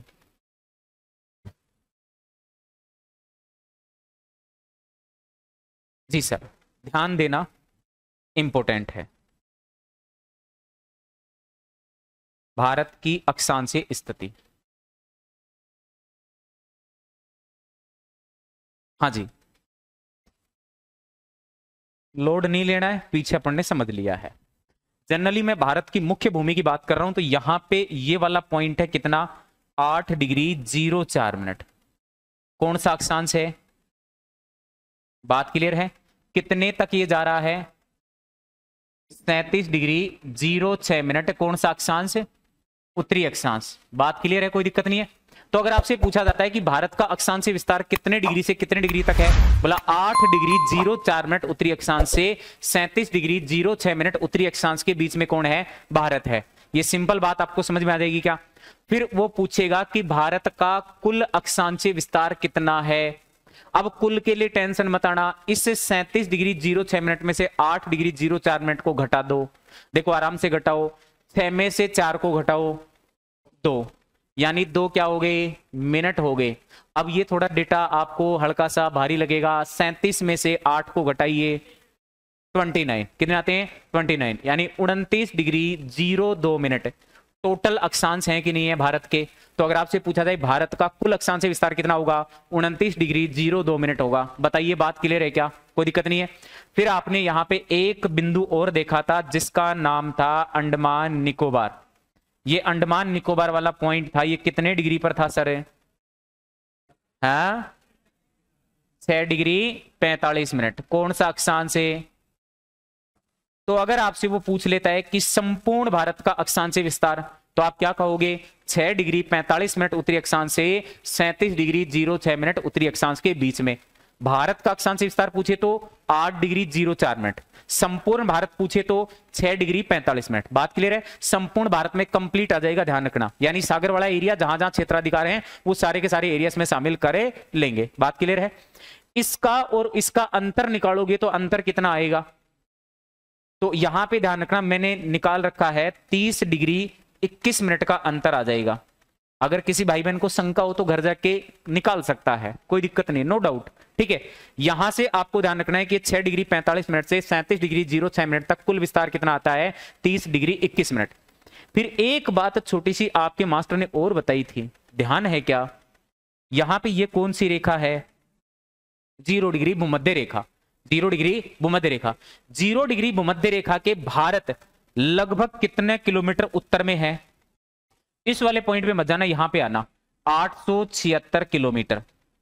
अब आप में से घर जाके कई बच्चे क्या करेंगे कि 1 डिग्री अक्षांश बराबर 111 किलोमीटर, फिर यहां से इस अंतराल को देखते हुए इसको जोड़ने का प्रयास करेंगे। ये डेटा इतना नहीं आएगा, लेकिन ये एनसीईआरटी के अकॉर्डिंग क्या है, ऑथेंटिक डेटा है। 876 किलोमीटर आपको याद रखना है। अब ये कैसे आया, क्योंकि ऑथेंटिक डेटा है, ध्यान रखना, लगभग का है। आगे चलकर जब अक्षांश और देशांतर पढ़ेंगे उस समय मैं वास्तविक रूप से आपको निकलवा के भी बता दूंगा कि कैसे कैसे ये आ सकता है। बात क्लियर है, कोई दिक्कत नहीं। अभी अगर उस पर चर्चा करेंगे ना तो फिर कुछ नहीं हो पाएगा, क्योंकि घड़ी समय बहुत जल्दी चलता है, मुझे पता ही नहीं चलता है कैसे, है ना। देखो ध्यान देना, 876 किलोमीटर उत्तर में है, क्लियर बात है। अब मुझे बताइए यहां से अगर मैं भारत की ऐसे दूरी निकालूं तो ये दूरी कितनी आती है, 3214 किलोमीटर आती है क्या। क्या ये भारत की उत्तर से दक्षिण की लंबाई है क्या, लंबाई ऐसे ही तो निकालते हैं ना। अब एग्जामिनर क्या करता है, एक प्रश्न देता है, जरा ध्यान से समझना उस प्रश्न को। वो कहता है कि भूमध्य रेखा से, अब यहां पे तो क्या है, विवेक से इस्तेमाल करके आप आंसर लगा दोगे आराम से, बहुत अच्छे तरीके से। भूमध्य रेखा से भारत के उत्तरी बिंदु की दूरी है, पहला विकल्प देता है 876 किलोमीटर, आधे से ज्यादा यहाँ ढेर हो जाएंगे, कुछ बच्चे यहाँ भी ढेर हो जाएंगे, फिर कुछ यहाँ भी ढेर होंगे, क्योंकि ये डेटा भी काफी पॉपुलर है। और जो यूनिक बच्चे होंगे वो यहां तक जाएंगे। अभी तो आपको पता है 4090 आएगा। अब क्यों आएगा देखो, ध्यान देना, पीछे चलना थोड़ा सा। ये कह रहा है 876 किलोमीटर तो यहां और यहां के बीच की दूरी है, इस पॉइंट के बीच की दूरी है। यानी जो कन्याकुमारी है वहां से अगर भूमध्य रेखा की दूरी देखी जाए तो कितना है, 876 किलोमीटर। और यहां इस वाले पॉइंट से उत्तरी पॉइंट के बीच की दूरी कितनी है, 3214 किलोमीटर। क्या मैं इन दोनों को अगर ऐड करता हूं तो क्या 4090 किलोमीटर आ जाता है क्या? तो क्या वहां पर विवेक से आप इस प्रश्न को सही करके आ सकते हैं? अब तो कोई अनायास ही गलत होगा, नहीं तो होने का कोई चांस ही नहीं है। और मैं फिर कह रहा हूं, मैं ये नहीं कह रहा कि भाई मैं बहुत बड़ा तुर्रम खान हूं अपने सब्जेक्ट का, लेकिन मैं इतना आपको 100%, आप कुछ मत करना, देखो 100% इस बात का आश्वासन दे सकता हूं कि जो मैं पढ़ाऊंगा सटीक उसी में से आपको आंसर्स मिलने के चांसेस रहेंगे। अब मुझे इसलिए पूरा भरोसा है क्योंकि मैं आपको पूरा कंसेप्ट बेस चल रहा हूं, इसी में मानचित्र बेस चल रहे हैं और इसी में अपन डायग्राम बेस चल रहे हैं। और साथ साथ मैंने ये कहा था कि जैसे जैसे अपन टॉपिक होते जाएंगे वैसे वैसे टॉपिक टेस्ट भी होते जाएंगे। अब मैं आपको इंडियन ज्योग्राफी और वर्ल्ड ज्योग्राफी के कम से कम टेस्टों के माध्यम से 2,500 से 3,000 प्रश्न मैं आपको बनाकर दे दूंगा। इतना मैटर आपके पास रहेगा। तो मुझे बताइए, इसमें से आप जब ऑब्जेक्टिव पढ़ के चले जाओगे ना, तो मैं कह रहा हूं 80% तो ऑब्जेक्टिव में से हूबहू प्रश्न उठ के आ जाएंगे। क्योंकि मुझे पूछकर पेपर नहीं बनाते, लेकिन मुझे इतना तो पता है ना कि वो प्रश्न कहां से डाल सकता है। ठीक है, तो इस बात को, और ये अपने एक ही सब्जेक्ट पे लागू नहीं होगा, ये हर सब्जेक्ट पे लागू होगा, ध्यान रखना। जिस दिन परीक्षा देके आओगे उस दिन मैं इतना कह रहा हूं, अगर इस कॉपी को रख के उत्तरमाला यानी आंसर के निकालना चाहोगे, आराम से निकल जाएगी। पढ़ के जाओगे तो परीक्षा में ठोक के आ जाओगे, नहीं तो घर आके देखना पड़ेगा। बाकी जो नहीं पढ़ के जाएगा ना, उसके लिए आंसर की मिलाने में आसान रहेगी ये कॉपी थोड़ी सी। ठीक है, तो ऐसा नहीं हो कि घर आके आंसर की मिलाने में काम में आ रही है, पढ़ने में काम में आनी चाहिए। ठीक है, और फिर कह रहा हूं कहीं भी चले जाना, पढ़ना खुद को ही पड़ेगा। और कईयों के दिमाग में, देखो मैं एक चीज बताऊं, मैं खुद जयपुर से ही हूं, ऐसी कोई दिक्कत नहीं है, जयपुर से ही हूं और आज राजस्थान के लगभग शिक्षण संस्थानों में पढ़ा चुका हूं। और जयपुर अभी वर्तमान में अपनी सेवाएं भी दे रहा हूं, ऐसी बात नहीं है, क्योंकि मैं वीकली आता हूं यहाँ पे। तो मैंने देखा है कि जयपुर के अंदर स्टूडेंट चला तो जाता है, एक मोटी फीस भी जमा करवा देता है, लेकिन जयपुर में हम जब क्लास में जाते हैं उस समय हमारे कान में रुई होती है, डाल के ले जाते हैं, मतलब मानसिक तौर पर कि सामने वाला क्या बोल रहा है सुनना नहीं है, क्योंकि उसकी सुनने लग गए तो इधर हमारे को फिक्स टाइम जब भी जाते हैं। तो ये बुरा मत मानना, वास्तविक बात बता रहा हूं। एक कोचिंग वाले मुझे साफ कहा, बोले सर ये कैमरे में जितना भी कचरा देख रहे हो ना, इसको कितने दिन में साफ कर दोगे? कैमरे में जो कचरा दिख रहा है इसको कितने दिन में साफ कर दोगे और कितना रुपया लोगे? अब सोच लो, क्योंकि उनको पता है कि ये कचरा साफ होगा तब नया कचरा आके जमा होगा, कि क्लासरूम खाली होगा तभी तो कोई एक्स्ट्रा बैच चल पाएगा ना। ठीक है, वहां पे ये कहा जाता है कि बच्चे की नहीं सुननी है, आपको जो आता है ना वो फटाफट करवा के फ्री करवाना है, टारगेट होता है। यहाँ पे सबसे बढ़िया चीज मुझे लगी कि आप जब भी किसी एक तहसील स्तर पर या कोई अदर डिस्ट्रिक्ट पे आप जाके पढ़ रहे हो तो वहां पे टीचर से आप कंसल्ट कर सकते हो। जयपुर के अंदर उस धारणा को छोड़ देना, क्योंकि 800 से 1000 के बीच में एक बैच होता है, तो 800 से 1000 लोगों से अगर आप बात करते हो ना, तो सोच लो कितना टाइम जाता होगा। टीचर के पास वही काम नहीं है, क्योंकि उसको दूसरी जगह जाके पढ़ाना भी है। जयपुर में टीचर घुसते समय और जाते समय पता ही नहीं लगता किधर से गया किधर से आया था। ये सत्य बात बता रहा हूँ, किसी को अगर डाउट हो तो जाके एक बार देख लेना, कोई दिक्कत नहीं है। 200 रुपये किराया लगेगा, ज्यादा नहीं लगेगा। ठीक है, जहां चीजें यहां क्लियर कर सकते हो वहां पे नहीं कर सकते। मैंने तो यहां पर आपको पहले दिन कल ही आपको खुली छूट दे दी थी, जहां से आपको लगता है कि मैं यहां से प्रश्न पूछ सकता हूं वहां से आप पूछिए, प्रत्येक सवाल का जवाब आपका मास्टर देगा, बुरा भी नहीं मानेगा, बिल्कुल नहीं मानेगा। हो सकता है आपको पूछने में संकोच हो, लेकिन मुझे बताने में कतई संकोच नहीं रहेगा। बात क्लियर है, कोई दिक्कत नहीं है। अब इससे बड़ा अवसर जीवन में दोबारा कहीं भी चले जाना, धरती के किसी भी कोने पे चले जाना, ऐसा अवसर दोबारा नहीं मिलेगा। समझ रहे मेरी बात को? तो बहुत अच्छे से पढ़ना है, प्रत्येक चीज को अच्छे से क्लियर करना है। जो भी समझ में नहीं आ रहा हाथ खड़ा कर दो कि अपने समझ में नहीं है, सब दोबारा बताओ। एक बार नहीं 21 बार बताऊंगा। कितनी बार? 21 बार। 22वीं बार में ऑटोमेटिक समझ में आ जाएगा, क्योंकि एक बार पहले बता चुका। 21 बार और बताऊंगा, कितनी बार हो गया? 22 बार। 22 बार में ऑटोमेटिक समझ में आ जाएगा। समझ रहे मेरी बात को? पक्का? तो मन में कोई शंका नहीं रखेगा, क्योंकि नीचे फीस लेते समय आप शंका कर रहे थे क्या? वहां तो भाई 5 दिन होते ही वो स्थिति धक्को देर बार कार्ड है कि नहीं? चलना आ जाओ वापस। तो इसलिए अच्छे से देखो, अपना माइंडसेट बहुत अच्छे से रखना है, माइंड को स्वस्थ रखना है। आ जाइए वापस धरातल पे। अब बताइए इसमें कोई दिक्कत आएगी आपको? नहीं। तो पहला पॉइंट लिखिएगा सर, इसमें साथ के साथ लिखते जाना।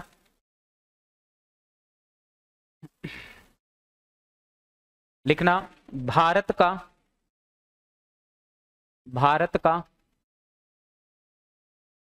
अक्षांशीय विस्तार 8 डिग्री 04 मिनट, उत्तरी अक्षांश से 37 डिग्री 06 मिनट, उत्तरी अक्षांश के मध्य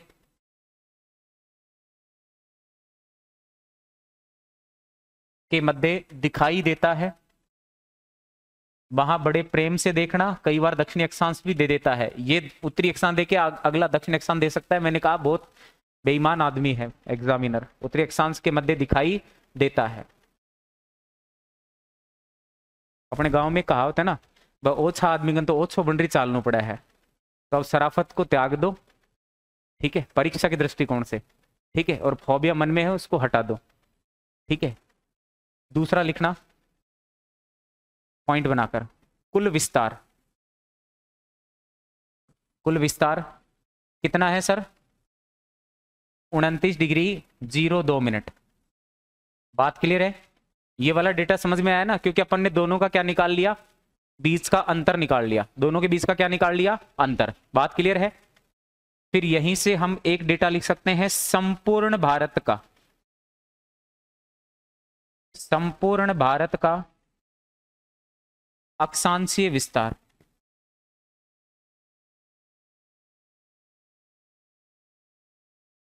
कितना है सर?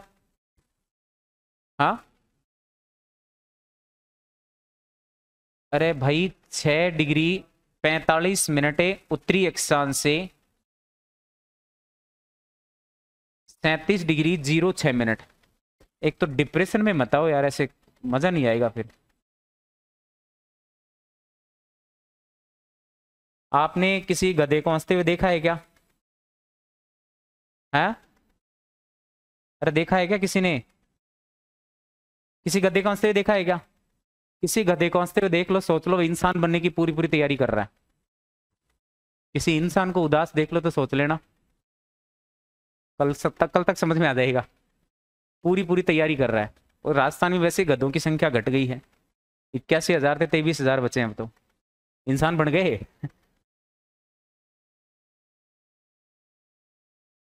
कुल विस्तार कितना है? 30 डिग्री 21 मिनट। बात क्लियर है? तो ये दोनों बातें आपके सिस्टम में सपोर्ट हो गई क्या? पक्की बात है ना? यहां से कोई दिक्कत हो तो बता देना। एक बार इसको नोट डाउन कीजिएगा ऐसे कैसे। हाँ जी, क्या? हाँ हाँ, ना ना ना ना ना ना, वहां पे वो इंडोनेशिया वाला पार्ट है जो टच होगा, वहां पे एक चैनल बनाऊंगा मैं अलग से, जो चैनल अलग करेगा। ऐसा और कोई देश का कोई अधिकार नहीं है। आपको बताऊंगा इसमें थोड़ा सा लेके इसे लक्षद्वीप को लेकर थोड़ा सा समय का ऐसा फेर रहेगा कि ये भारत के पक्ष में आ गया था। क्योंकि कई बार हम क्या सोचते हैं, देखो एक समय की बहुत पाबंदी होनी चाहिए, मात्र आधा घंटे का फर्क था। क्योंकि जिस समय भारत और पाकिस्तान के बीच में बाउंड्रियों का डिसाइड हो गया था ना, उस समय क्या था, इन्होंने जो है ना केवल ये स्थलीय बाउंड्री थी ना, इन्हीं को डिसाइड किया था, जलीय बाउंड्री को डिसाइड नहीं किया था। तो भारत ने क्या किया था कि यहां से एक द्वीप समूह था लक्षद्वीप, तो इधर जैसे ही सीमाओं को बांटा तो भारत ने सोचा यार अपन ने लक्षद्वीप को नहीं बांटा है, वहां पे अभी केवल जनजातीय क्षेत्र रहते हैं। जनजातीय क्षेत्र थे, उनके लिए कोई देश, कोई धर्म, कोई ऐसी चीजें नहीं थी, क्योंकि वो तो आदिवासी थे। तो भारत ने जाके अपना यहां पर राष्ट्रीय ध्वज जो है फहरा दिया था। पाकिस्तान फिक्स आधा घंटा वहां पे लेट गया था, तो भारत का ध्वज देख के वापस लौट गया था। अगर उस समय भारत आधा घंटा भी लेट हो जाता ना, तो आज शायद यहां पे मैं आपको भारत का हिस्सा ये नहीं पढ़ा रहा होता। तो समय की अपनी एक कीमत है, ध्यान रखना। आप कहते हो ना कि आधा घंटा ही तो लेट गए क्लास में, क्या फर्क पड़ गया, कौन सा महाभारत हो गया। इधर लक्षद्वीप हाथ से चला जाएगा, ध्यान रखना। आप वाला लक्षद्वीप, समझ रहे हो? चलना तो ये सारे पॉइंट्स आपने लिख लिए। फिर लिखना भारत की उत्तर से दक्षिण की लंबाई, भारत की उत्तर से दक्षिण की लंबाई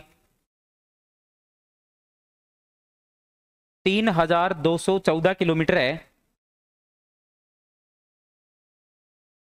3214 किलोमीटर है। फिर लिखना इसी में प्यारे भाई, नोट बना के लिखना, भारत भूमध्य रेखा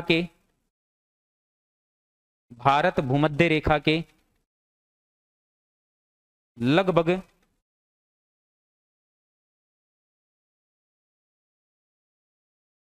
876 किलोमीटर, 876 किलोमीटर उत्तर में है। 876 किलोमीटर उत्तर में है।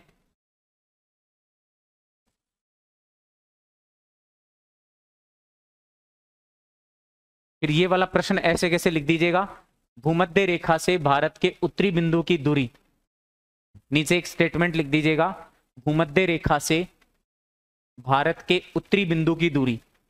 यहां पे वो भाई दक्षिणी बिंदु की दूरी पूछ सकता है, ध्यान रखना, कन्याकुमारी वाले पॉइंट की। तो वहां पे तो 876 रहेगा, कोई दिक्कत नहीं है, 876 किलोमीटर रहेगा, कोई समस्या नहीं है। फिर विशेष कोई दिक्कत हो तो बता देना, ठीक है, चलेगा।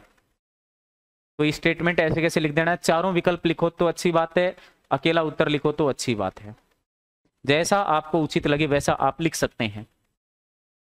बताइए यहां तक किसी भाई बहन को कोई दिक्कत नहीं है, पक्की बात है ना। चलना, अब सुनना, देखो इसको हटा दूं यहां से, लिख लिया होगा प्रश्न, अब सीधे बैठ दो एक बार, ठीक है। देखो आपको ये भारत दिख रहा है, पक्की बात है ना। यहां पे आप देखो ये वाला पॉइंट 8 डिग्री वाला है, क्या यहां पर चौड़ाई बहुत कम है ना। यहां पे देखो ये 37 डिग्री वाला पॉइंट, क्या यहां पे भी चौड़ाई बहुत कम है क्या, ठीक है। अब आपको एक चीज अच्छे से पता होना चाहिए कि जैसे ये ग्लोब है, जैसे ये क्या है, ग्लोब है, इस ग्लोब पर ये जो रेखाएं होती है ना वो इस प्रकार से क्षैतिज होती हैं, इस प्रकार से, यानी कभी भी सीधी नहीं होती हैं, क्योंकि गोल आकृति पे आप बना रहे हो, ठीक है। इस प्रकार से ये थोड़ी सी ऐसे क्षैतिज होती हैं, हल्की सी झुकी हुई, हल्की सी, ठीक है। तो अब यहां से आप देखो कि भारत के बिल्कुल मिड वाले भाग से यहां से एक लाइन जाती है, इसको अपन कहते हैं क्या, कर्क रेखा। क्या कहते हैं, कर्क रेखा। ये थोड़ा सा ऐसे मैंने थोड़ी सीधी बना दी, यहां पर थोड़ी सी हल्की सी तिरछी होती हुई जाती है, और यहां पे अंतिम जो आप देख रहे हो यहां पे ये वाला भाग, ठीक है, ये वाला भाग। अब ये वाला भाग कौन सा है, 24 वाला है लगभग, कौन सा है, 24 वाला। अब यहां से आप देखो ये 23 और ये 24, अब इससे नीचे आप देखते जाइए कंटिन्यूसली, क्या कंटिन्यूसली यहां पर ये जो जाल बनेगा, यहां पे अलग अलग, ये अलग अलग जाल, यहां पे क्या ये जाल धीरे धीरे सिकुड़ता हुआ जा रहा है क्या, अरे भाई जा रहा है क्या। अब आप इस जाल में देखिए सबसे मिड में जो लाइन जा रही है उसका नाम 23.5 डिग्री उत्तरी अक्षांश बोले तो कर्क रेखा है। समझ रहे मेरी बात को, कौन सी है, कर्क रेखा। बात क्लियर है, कोई दिक्कत नहीं है। अब इस कर्क रेखा से नीचे वाले भाग में देखिए जो आपके भारत की चौड़ाई है वो कम होती हुई जा रही है, और धीरे धीरे चौड़ाई कम होती जा रही है। यहां पे है कौन सा महासागर है, हिंद महासागर, और ये रेखाओं का जो जाल यहां से गुजर रहा है ये हिंद महासागर को तोड़ता हुआ जा रहा है दो भागों में, एक साइड अरब सागर और एक साइड बंगाल के खाड़ी। बात क्लियर है क्या। अगर आपसे पूछा जाता है कि हिंद महासागर को दो भागों में विभाजित करता है अक्षांश रेखाओं का जाल, देशांतर रेखाओं का जाल, या फिर आपको कह सकता है एक तरीके से जैसे संयुक्त जाल जिसे अपन ग्रिड जाल कहते हैं, या फिर उपरोक्त सभी, केवल और उपरोक्त सभी के साथ मत जाओ क्योंकि सबसे बड़ी गलती करते हो। अगर मुझे किसी दिन मौका मिल गया ना पेपर बनाना है, उपरोक्त सभी में कम से कम 20% डाल के सारे गलत करवा दूंगा। क्योंकि हमारा क्या होता है माइंडसेट कि उपरोक्त सभी है ना, तो प्रश्न को पढ़ो ही मत, लगाओ उपरोक्त सभी। मेरे टेस्ट में अगर कहीं दिख भी जाए ना उपरोक्त सभी, तो 99% मान लेना गलत है। मैं एक हिंट दे रहा हूं आपको ये, ठीक है, क्योंकि उपरोक्त सभी हर कंडीशन में सही नहीं होता है, ध्यान रखना। पहले वाले जमाने में होता था। अब आप देखो ये अक्षांश रेखाओं की ये जो जाल है ना, यही तो इस तरीके से कंटिन्यूसली देखो, दक्षिण की तरफ आप देखना, थोड़ा सा यहां से दक्षिण तरफ बढ़ते हुए जा रहे हैं, और यहाँ पे ये वाला जो पार्ट है ना, ये वाला पार्ट, ये वाला सागर का है, इधर ये वाला पार्ट किसका है, सागर का। अब ये हिंद महासागर के भाग है दोनों, बंगाल की खाड़ी और अरब सागर। तो ये अक्षांश रेखाओं का जो जाल है ना, यही जो जाल है, यही इस सागर को दो भागों में क्या कर रहा है, बांट रहा है। तो हिंद महासागर को दो भागों में बांटने का जो काम करता है, वो किस रेखाओं का जाल करता है, अक्षांश रेखाओं का जाल करता है। बात क्लियर है, कोई दिक्कत नहीं है, पक्की बात है ना, कोई समस्या तो नहीं है ना, सोच लेना, नहीं है जी। आड़ी रेखाएं इसलिए बांट रही हैं, सुनना बात को ध्यान से, क्योंकि जैसे ये सीक्वेंस वाइज चल रहे हैं आप, ठीक है। अब आपके दिमाग में एक उल्टा विचार आएगा कि सर बांटनी तो देशांतर चाहिए थी। सुनना मेरी बात को ध्यान से। अब सबसे पहले जो हमने ज्ञात किया था दिशा का कंसेप्ट है, वो किसका किया था, उत्तर और दक्षिण का। किसका, उत्तर और दक्षिण का। अब अगर अक्षांश और देशांतर में सबसे मूल हमने पढ़ना स्टार्ट किया, वो सबसे पहले किसको किया, अक्षांश को। पहली बात तो फर्स्ट प्रायोरिटी किसको दे रहे हैं, अक्षांश को। दूसरी, आप ध्यान से देखो कि ये वाला जो पार्ट अपन डिसाइड करते हुए आ रहे हैं ना, ये भारत वाला, यहां पे देखो, इस वाले पॉइंट को देखो और एक इस वाले पॉइंट के देखो। इस वाले पॉइंट को यहां से जो आपके चौड़ा करने का काम किया जा रहा है, वो किसके द्वारा किया जा रहा है, अक्षांश रेखा के द्वारा किया जा रहा है। किसके द्वारा, अक्षांश रेखा के द्वारा। तो ये अक्षांश रेखाएं इस पूरे के पूरे स्थल भाग का क्या कर रही है, प्रतिनिधित्व कर रही है। कर रही है कि नहीं कर रही है। अगर ये स्थल भाग नहीं होता तो क्या ये सागर और ये सागर अलग हो पाता क्या, नहीं, मुझे बताइए, अलग हो पाता क्या, नहीं हो पाता। अगर मैं इस वाले भाग को थोड़ा और ऊपर कर देता हूं तो ये सागर आपस में क्या हो जाएंगे, कनेक्ट हो जाएंगे। लेकिन उस कंडीशन में देशांतरों की स्थिति बदलेगी क्या, मुझे बता दो। केवल किसकी स्थिति बदलेगी, अक्षांशों की। तो अगर ये अक्षांशों की स्थिति बदल रही है, इसका मतलब इन्हीं अक्षांशों ने मिलकर इस सागर को तोड़ने का क्या किया है, काम किया है। बात आ गई समझ में। अगर मैं इन देशांतरों को देखूं, आप ऊपर खिसका दो, यहां पे ये 68 डिग्री है ना, थोड़ा सा ऊपर ले जाने पे भी 68 डिग्री रहेगा। क्या इसमें कोई चेंज आएगा क्या, नहीं। अगर यहां से ये मूवमेंट करता हुआ ऊपर की तरफ चला जाता है, तो यहां पे हो सकता है ये दक्षिण वाला पॉइंट इस कर्क रेखा के आसपास आ सकता है। और अगर ये दक्षिण वाला पॉइंट कर्क रेखा के आसपास आ जाएगा, मतलब इन अक्षांशों का महत्व यहां से क्या हो जाएगा, खत्म हो जाएगा, भारत के परिप्रेक्ष्य में विशेषकर। और ये दोनों सागर आपस में क्या हो जाएंगे, कनेक्ट हो जाएंगे। और ये किसके पार्ट हैं, हिंद महासागर के पार्ट हैं। बताइए, आज की ये जो भी मैंने कंपलसरी बातें बताई, समझ में आई क्या। कल जब अपन आएंगे तो कल एक नई चीज अपन सीखने का प्रयास करेंगे। अगर आपके पास घड़ी है तो भी अच्छी बात है, नहीं है तो उससे बढ़िया बात है, कहीं भी बैठकर आप एक अच्छे तरीके से उस देश का समय निकाल सकते हैं। एक देश का समय याद होना चाहिए, उस देश में क्या समय हो रहा होगा, वहां यहां से बैठे बैठे आप आराम से कॉपी में जोड़ बाकी गुणा भाग करके अपनी जो स्थिति है उसके अकॉर्डिंग समय ज्ञात कर सकते हैं। कल ही मैं आपको बताऊंगा कि अपन किसी भी देश में बैठकर वार डिसाइड करते हैं, डेट डिसाइड करते हैं, कैसे डिसाइड करते हैं, और भारत के देशांतरी विस्तार को भी समझेंगे और साथ साथ में भारत के क्षेत्रफल को भी देखेंगे। अब भारत में जो एरिया मैं आपको बताऊंगा, क्या ये रियल एरिया है या भौगोलिक एरिया है, या भौगोलिक एरिया है, क्योंकि आज तक तो यही नहीं समझ में आता कि रियल एरिया क्या होता है और भौगोलिक एरिया क्या होता है। मैं उम्मीद करता हूं कि बहुत सी चीजें आपको यहां पर नई सीखने को मिलेंगी। और एक चीज फिर दोहरा रहा हूं, अपने आप को रोजाना बेहतर करने का प्रयास करना। आज आपको पता होना चाहिए कि वर्ल्ड इकोनॉमी के अंदर जो ग्रोथ में है, वो सबसे ऊपर जापान आता है। जापान के अंदर इतने दुख हैं बेचारे के, जापान जैसे दुख तो किसी को दे ही नहीं भगवान। जापान के अंदर किसी भी समय प्राकृतिक आपदा आ सकती है, भूकंप और सुनामी तो ऐसे मान के चलो कि उसको दहेज में मिले हुए हैं, कभी भी आ जाते हैं बिना किसी पूर्व सूचना के। लेकिन रिकवरी में नंबर 1 पे है। वो इसलिए रिकवरी में 1 नंबर पे है क्योंकि जापान का व्यक्ति कल क्या करना है उसकी प्लानिंग आज ही बनाता है। एक स्टेटमेंट दिया जाता है, अगर किसी कार्य की प्लानिंग करनी हो तो एक भारतीय आदमी को पकड़ के लाओ, और उस प्लानिंग पर काम करना हो तो एक जापानी व्यक्ति को पकड़ के लाओ। भारत का आदमी प्लान कर लेता है, कल 4 बजे उठूंगा, संडे है, वो कर दूंगा, फिर वो सिलेंडर लेके घूम रहा है, खत्म हो गया बेचारे को, सुबह उठा तो पूरे दिन घूम रहा है, आटा पिसवा रहा है। प्लान कुछ और किया था, हो कुछ और गया।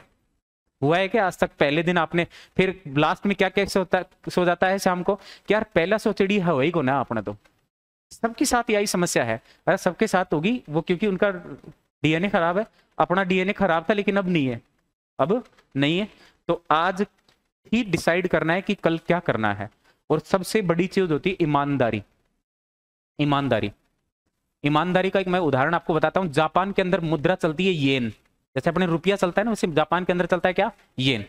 एक बार एक भारत का आदमी व्यापार करने के लिए जापान चला गया, तो वहां पर एक कंपनी में, प्राइवेट कंपनी में काम करते, तो भारत के व्यक्ति भी काम करते और जापानी व्यक्ति भी काम करते। अब वहां के लोगों से क्या होगी, दोस्ती होगी। जैसे मान लो कोई यहाँ से नागौर का आया तो अजमेर के से दोस्ती हो ही जाएगी, यहाँ से रहेगा तो ठीक है। अब वो दोनों एक साथ ट्रेन में सफर करते थे। एक दिन क्या हुआ कि उससे जापानी व्यक्ति के पास कुछ येन कम पड़ गए, तो उसने भारतीय व्यक्ति से कहा कि भाई मेरी सैलरी नहीं आई, आप मुझे 100 येन उधार दे दो। भारत के आदमी ने उसको 100 येन उधार दे दिए, बोला 3 दिन में आपको लौटा दूंगा, ठीक है। अब 3 दिन बाद में जैसे उसने देखा तो वो जापानी व्यक्ति आया ही नहीं। भारत का आदमी टेंशन में, ट्रेन में बैठते ही पहले उस जापानी आदमी को ढूंढना शुरू कर दे कि यार वो आया है क्या, कहीं दिख रहा है क्या। एक दूसरा जापानी व्यक्ति था, उसने इंटेंशन से उसको पहचान लिया कि ये आदमी थोड़ा दुखी है। उसने कहा कि समस्या क्या है सर। बोला यार मैंने ऐसे ऐसे 3 दिन पहले एक जापानी को 100 येन उधार दिए थे और वो आ ही नहीं रहा 3 दिन से। उस जापानी आदमी ने माइक्रो सेकंड लगाए, जेब में हाथ रख के और 100 येन उसके हाथ पे रख दिए।